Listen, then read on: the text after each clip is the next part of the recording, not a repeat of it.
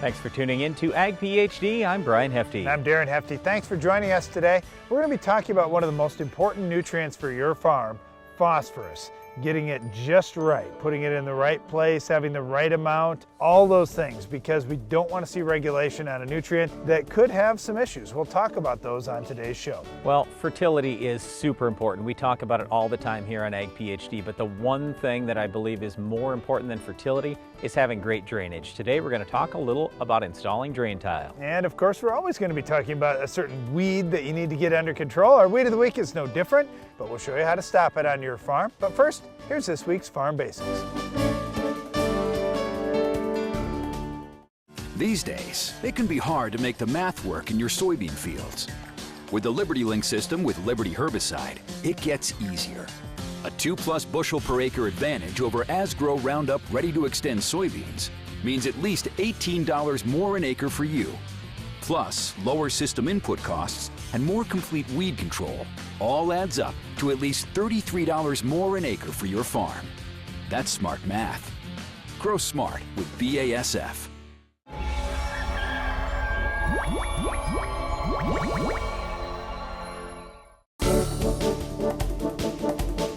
Each week here on Ag PhD, we have what we call our Farm Basics time, and this is where we'll take usually a common thing that we as farmers will do and try to make sure that we simplify that, so even if you're not a farmer, you understand what we're doing out in the field and why we're doing it in the field. Well, and our topic today is strip tillage. What is strip tillage? And first of all, I know it sounds kind of weird. Well, why would you do tillage just in strips? Does that mean every so many feet you're going to till something up? And kind of. What we're doing with strip tillage is we're just going to do some tillage right where we're going to plant our seed. So maybe just a few inches wide for every row that we're going to have out in our field. So if you go back 50 or 100 years, most people did what we would call full tillage or conventional tillage, where every single acre had some tillage done. Well, over the last 25 or 30 years, there have been a lot of farmers who've talked about no-till or no tillage being done at all out in the field. So they literally harvest and then they wait, and when they need to plant the next crop, they go right back in and then they just plant. Okay, well, we did a whole bunch of no-till for about 10 years, and here were the two problems we ran into. Our soil was really cold, so we didn't have very good emergence. And then the other thing is, we didn't have a good way to put fertilizer down in the ground. Because keep in mind, a lot of the roots on plants are going to be down at 6 inches, 12 inches, 20 inches deep, and we weren't getting any fertility anywhere close to that. All our fertility was very shallow because certain nutrients don't move down in the soil very well. So we had those two issues, and we said, how can we possibly fix those? Well, there were a lot of people around the country who were doing strip till, and we thought, you know what, let's try that, and that actually has solved our problems. Now we've got a warm strip to plant into in the spring, and also with the shank that we're using, we're able to place fertilizer about 8 to 10 inches deep. Now, how much of a difference does it make on our farm? The first day that we've planted, the last 2 seasons, we've been 7 degrees warmer in the soil in the strip versus in between the strips. That's a huge difference for our seeds, and we're getting faster emergence out of the soil. The other thing is, we only have to go through the fields once. So you may think, oh, this sounds like so much more work. Yeah, it is one more pass that we've got to make through the field, but compared to no-till. But in addition to putting down the fertility, we're also preparing the seed bed for the next spring. So we can just go right into those strips in the spring, and the first pass that we make in the field is with our planter. So instead of conventional till, where we're doing usually a couple tillage passes and a couple of fertilizer passes, so basically we have 4 trips over the field. Now we combine that and we go with just 1 trip over the field. It's still been a great method of soil conservation for us. We did love that aspect of no-till.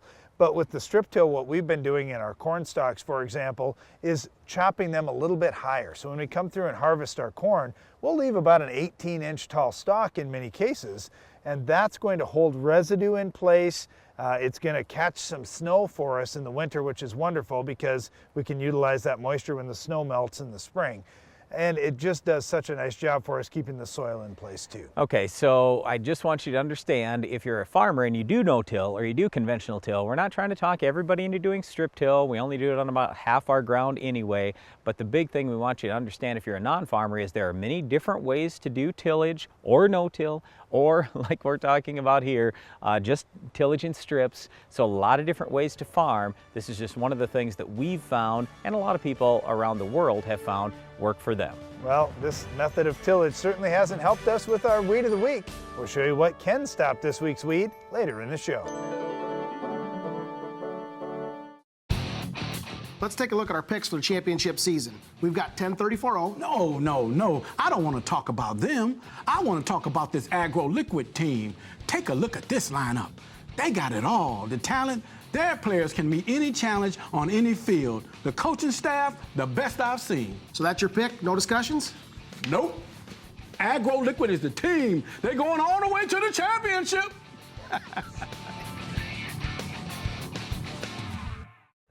We're live on the red carpet, waiting for the next generation Credenz soybean. There he is. Oh, Ed, look, it's Credenz Liberty Link GT27. I know, Edna. He's got elite genetics. You gotta love his 4 bushel per acre yield advantage. And he's both Liberty and glyphosate herbicide tolerant. Definitely the year's hottest performer. Ask your Credenz retailer about the new Credenz Liberty Link GT27 soybeans. Grow smart with BASF. Always read and follow label directions.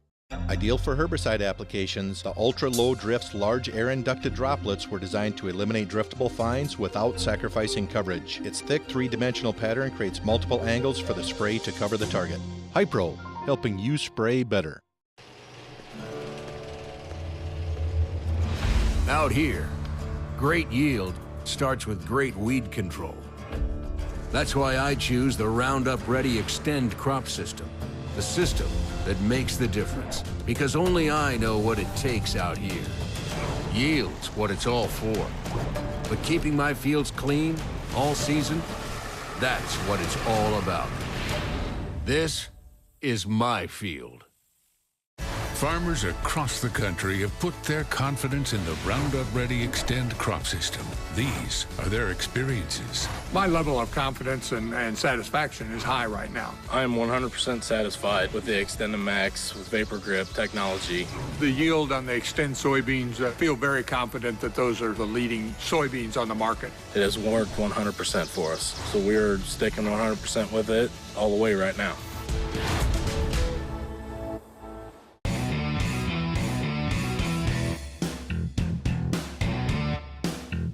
Leading the charge in strip tillage for more than a decade, the Soil Warrior brings the future to your farm today. Are you looking for an easy way to apply dry powdered products to your stored grain? Do you want to use the applicator recommended by industry leaders for products like Diacon D and other dry powder products? Changing Time CT applicators successfully apply a diversity of products quickly, easily, and accurately. The innovative CT applicators are designed to give you the most accurate application of products such as talc, inoculants, fertilizers, and other dry products. For commercial use or on the farm, you need the applicator industry leaders are using. CT applicators for the changing times. Today we're going to talk about phosphorus and how it doesn't move at all in many soils around the world. Yes, this one particular nutrient doesn't move like you're going to find nitrogen moving or boron or sulfur. So we have to manage phosphorus a lot differently for a couple of reasons. First of all, we get really worried about phosphorus moving into water. Phosphorus is the #1 water quality issue we have in the United States today. It's not nitrate. I mean, don't forget about nitrate, but it is not nitrate, it is phosphorus. So here's the thing, when we know it doesn't move in soil, I want you to think about this for a second. If you were to place all your phosphorus down even 2 or 3 or 6 inches deep, how's it going to get into water? It's not, because it doesn't leach in soil. The only exception I would say to that is when we have lighter soils and when you have thousands of parts per million of phosphorus, yes, then it's possible your phosphorus could be a little soluble. But when we're talking about heavy ground, not a lot of rainfall, and normal levels of phosphorus, 100 parts per million, 200 parts per million, you're not finding phosphorus move at all. It takes decades for it to move an inch or two. Well, how are we getting phosphorus to move in soil? You may say, well, I broadcast my phosphorus out in my fields. am I in trouble? I'm tilling it in. How deep will I actually be able to move it? Let's say that your tillage tool is working at a 5-inch soil depth, or let's say 6-inch, just for a round number. If you're tilling 6 inches deep, typically we're only getting that phosphorus to move down about half the depth of the tillage. Yeah, but Darren, don't forget, you do tillage the next year, now you're half again, so now you might be down from 3, now you're down to 4.5. You do it again, you do it again, you do it again, you are moving some phosphorus down in the ground, and that's what we find. But if you're in no-till, for example, and you're laying the phosphorus on the soil surface, it is not getting into the soil hardly at all. Maybe an inch after a few years, that's about it. So that's the reason why we find a lot of nutrient stratification, where we've got a layer of phosphorus and then we have very little. So it's two problems. Number one, environmental, and number two, it's not where you need it for your plants. All right, so how do we put on the phosphorus? For no-till guys, this is a big concern. Can I put it on in a 2x2, or can I drop some in furrow or something, at least so it's not on the soil surface? You certainly can, but you do have to keep in mind you haven't moved it very far. You're not going to be moving it any further, so that's going to be a long-term concern. We have talked to some no-tillers that say, you know what, about every so many years, I'm going to do some deep injecting, and it may be a slight amount of tillage. I really don't want to do it, but I got to do something to get phosphorus down deep. The observation has been made, and we've made the same observation on our farm, that we get root systems that are going down for that phosphorus, and we have a little better tolerance to drought and dry weather in the middle of the summer, because our roots are getting what they need down deep in the soil. And there's moisture down deep in the soil, so that's a big key. All right, so when you're pulling your soil test this fall, there are several different tests that can be run for phosphorus. The two that we really like are the Bray test and the Olsen test. The Olsen test we find as more accurate in higher pH soils, so anything above a 7, we tell you run an Olsen test. That'll tell you parts per million that is available in that soil. With the Bray test, we believe those are a little more accurate in lower pH soils. So anything below 7, you can run the strong Bray and the weak Bray. The weak Bray, or P1, is going to tell you available phosphorus. The strong Bray, or P2, is going to tell you available plus a portion of what's in reserve in the soil. So in other words, if you find you've got a tremendous amount in the P2 and very little in the P1, that tells you there's something kind of tying up your phosphorus in that soil. If you would address that, maybe it's a pH issue or some other nutrient in excess, if you address that, then more of that phosphorus will come available for free. So let's just give you an example of how important this nutrient is. Let's say you had 250 bushel corn this year, and you pull up the Ag PhD fertilizer removal app, and you type in that 250 bushel corn, you see you're going to pull 127 pounds of phosphate out of the ground. 87 of those pounds leave with the grain at harvest time. That means if you didn't even put 87 pounds of phosphate out this year, you're going backwards. And if you're going to put soybeans in next season in this field and you figure, well, I've got a 2-year fertility program, you're going to really go backwards. So let's look at the phosphate that's on your soil test and start figuring out how much you actually have. Okay, so just as a quick example here, let's say you pulled a 0 to 6 inch test. To convert parts per million to pounds per acre, you're going to multiply times 2. So let's say we have 10 parts per million. Multiply times 2, that's 20 pounds per acre of phosphorus. Now you're going to have to convert that to phosphate to be on the same page as even figuring out, all right, like MAP and DAP, for example. You got 1846.0 or 1152.0. The numbers there, the middle number, that is the phosphorus number, but it's not phosphorus, it's phosphate. So we always want to convert everything over to phosphate. So anyway, if I have 20 pounds of phosphorus in the ground, I multiply that times 2.3, so 20 times 2.3 is 46. So even though my soil test says 10 parts per million, I actually have 46 pounds of phosphate in my soil. Now, is that going to be enough for 250 bushel corn? Is it going to be enough for 150 bushel corn? No and no. One other thing that you didn't calculate in, Brian, is that organic matter is going to mineralize each year, releasing some soil phosphate. We generally figure 4 to 7 pounds of phosphate is going to come available from each 1% of organic matter.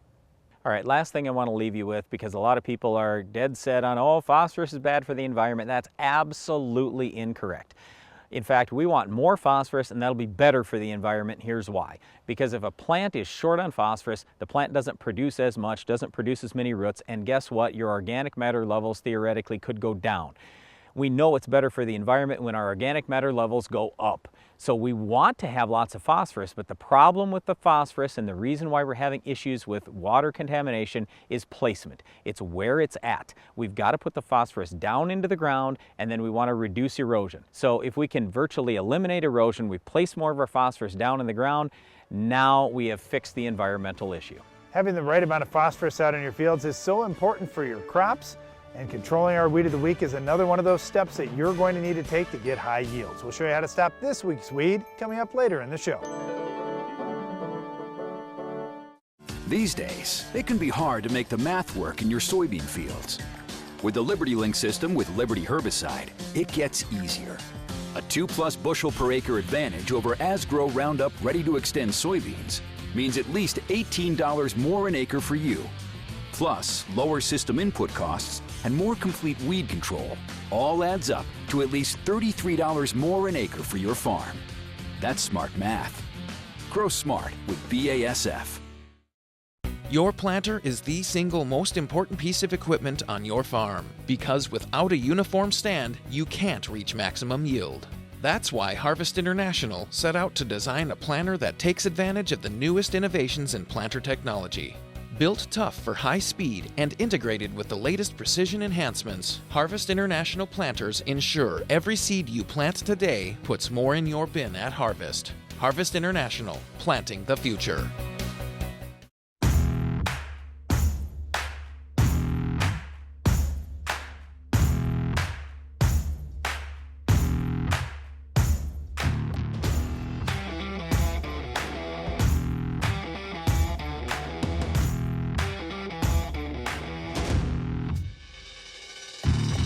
Morton is eager to make the building you've always dreamed of a reality. Visit us online at mortonbuildings.com. Introducing the SoilMax ZD48, the newest addition to the SoilMax Gold Digger lineup. The first plow designed for smaller class tractors, the ZD48 has been tested on tractors weighing between 10,000 and 16,000 pounds with excellent results. Designed for row crop farms, vineyards, irrigation, and specialty crop farms. The SoilMax ZD48 will install tile up to 48 inches deep, as well as install 3 or 4-inch tile. The ZD48 truly opens up the world of tile installation to more farms than ever before. There are 6,272,640 square inches in an acre. We counted.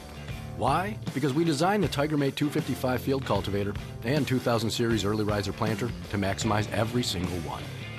So when you create the most level seed bed in the industry and target a nickel-size area to plant a seed and never miss, you'll know in high-efficiency farming, there's one name to count on: Case IH. Rethink productivity. Learn more at caseih.com/everyinch. At Estes Performance Concaves, we know how valuable your time is at harvest. That's why we designed the new XPR concave system. The XPR system is the #1 performance concave system on the market, surpassing the rest in both speed and efficiency, ensuring every last grain from your field gets into your tank. Plus, XPR concaves work for all row crops. No more changing concaves, meaning you have less downtime. Take back your bushels this harvest. Get Estes Performance Concaves in your combine today. Having great drainage is incredibly important. You have to have that if you want top yields, great soil health, and a good long-term future. But when we talk about improving drainage, a lot of people say, well, I don't know enough about tiling or how much tile I should have, anything else. Even if you've had lots of tile on your farm, one of the most important factors that we wanted to talk about today is drainage coefficient. In other words, how much water can I get rid of per acre per day? I'll just give you a quick example off our farm this year. In less than 3 days this fall, we had 7 inches of rain. That's like 1/3 of what we would normally get for an entire year. Happened in 3 days. Okay, if I'm set up for a 1/2-inch drainage coefficient and I had 7 inches of rain, well, that means it's going to take 14 days to get that off my field or out of my field if my water table had raised up that much. We had a water table that was already right at the tile lines, so we were at total field capacity. We had 7 inches of rain. So it took us 2 weeks to get that out of the field and get the water table back down to just a 3-foot depth.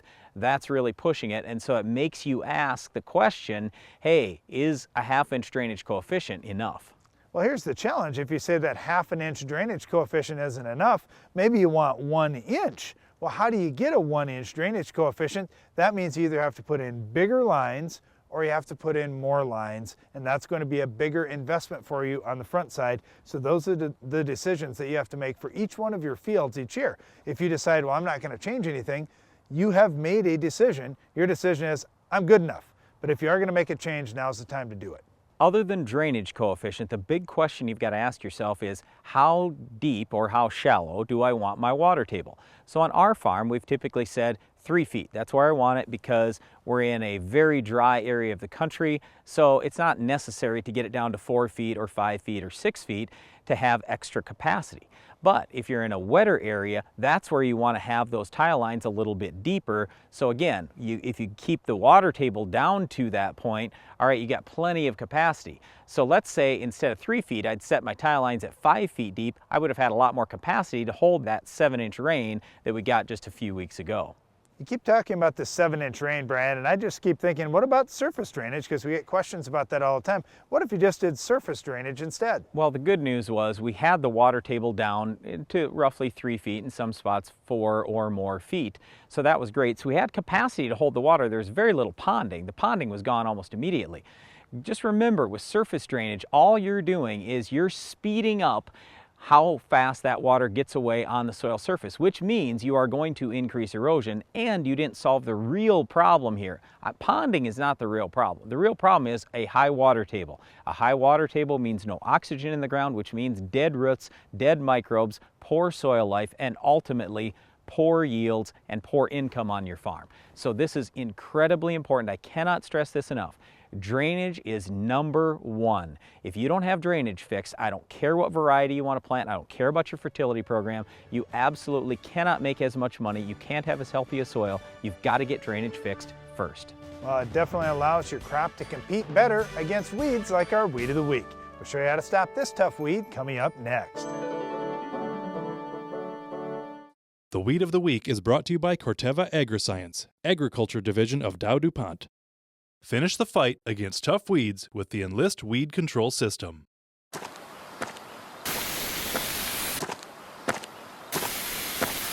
Weeds are tough, but we're tougher. With unrivaled weed control, reduced drift, and near zero volatility. So, who's tough now?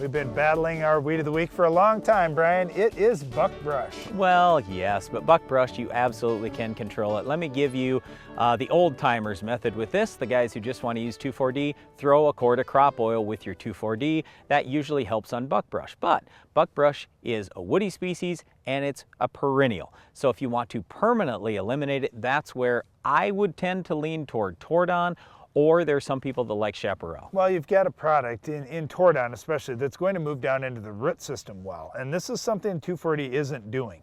You're just frying off everything on the top. And that's okay for now, yeah, but it doesn't solve it. Yes, but here's the trouble. If you're in a shelter belt, you can't permanently eliminate buckbrush with one pass unless you're going to kill the trees around there, because Tordon, chaparral, it's probably going to kill your trees in your shelter belt. That's why you might want to go with this 2,4-D plus crop oil method. Well, if you have to go 2,4-D, I'd strongly recommend Freelex, especially if you're anywhere as close to trees, so you don't have any of that volatility that you deal with the amines and the esters. This is not usually a big problem out in crop ground. If you just simply raise a good crop, that generally speaking chokes it out. So hopefully buckbrush isn't a problem on your farm. If it is, again, 2,4-D or go to Tordon or chaparral. That's all the time we have for this week's Weed, but Iron Talk is coming up next.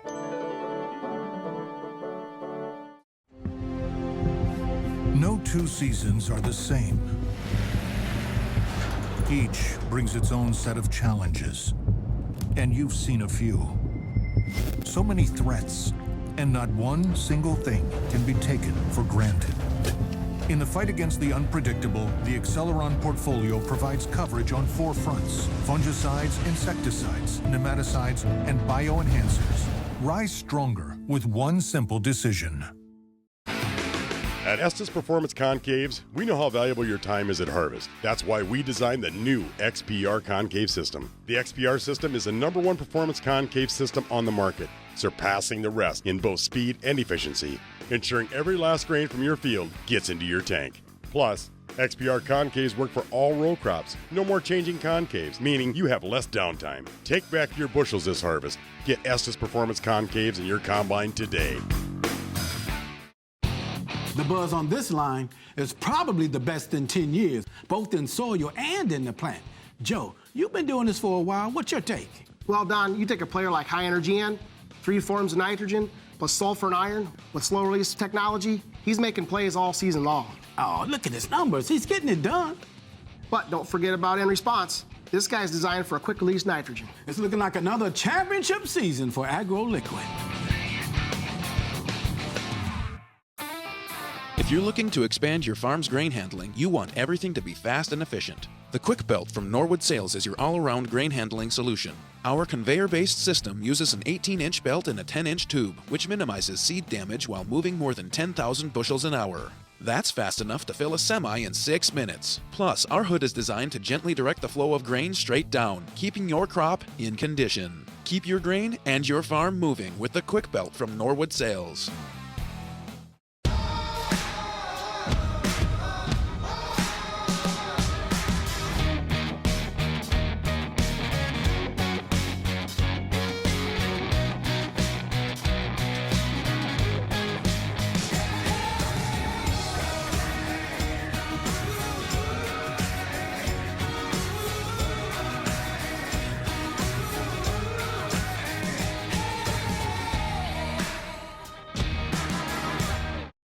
Increase your productivity with Hypro's dual react control system.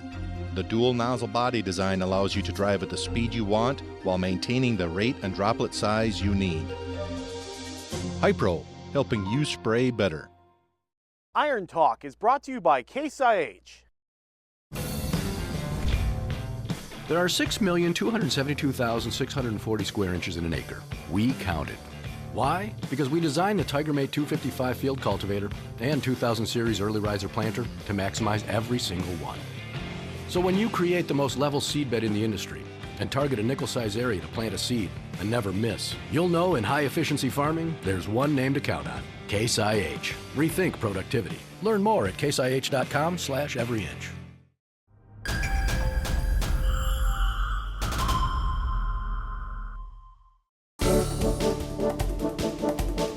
Safety is the most important thing every day on the farm. If you're applying anhydrous ammonia this fall, take heed of these safety tips in today's Iron Talk. The word anhydrous means without water. You may know that it burns skin, but the way that it does it is by causing rapid dehydration. Insist on wearing personal protective gear whenever handling anhydrous. Wear tight-fitting, chemical-proof goggles or a full face respirator. Rubber gloves that protect against ammonia are also a must. Coveralls or a heavy work shirt are also advised. The second safety tip is to thoroughly inspect the equipment before each use. Look for cracks on hoses or signs of wear or slippage around couplers. Purge the lines each time you unhook or inspect them, and check the toolbar quick coupler regularly and replace as recommended or as wear dictates. When switching from tank to tank, make sure that your hoses are the proper length. Also, always use the safety chains and hitch pin with safety clip to ensure that hoses aren't stretched and a tank never comes unhooked. And just to be safe, never exceed 25 miles per hour when moving tanks down the road from field to field. If you follow these recommendations, accidents will be much less likely. But if you do have one, both farmers and custom applicators are required to report the incident to regulatory agencies. So be careful and be safe using anhydrous ammonia this fall. Wear personal protective gear every time. Check over the equipment thoroughly before each use, and drive slowly when moving tanks to avoid problems. That's all for today's Iron Talk, and now back to the show. Well, we hope you've enjoyed our show today. Before we go, we just want to invite you to tune into the Ag PhD radio show. We take your live phone calls each weekday. The show is on Sirius XM channel 147 at 2 p.m. Central. And don't miss the next Ag PhD TV show. We'll have another Weed of the Week, Farm Basics, Iron Talk, and a whole lot more. I'm Darren Hefty. And I'm Brian Hefty. Thanks for watching Ag PhD.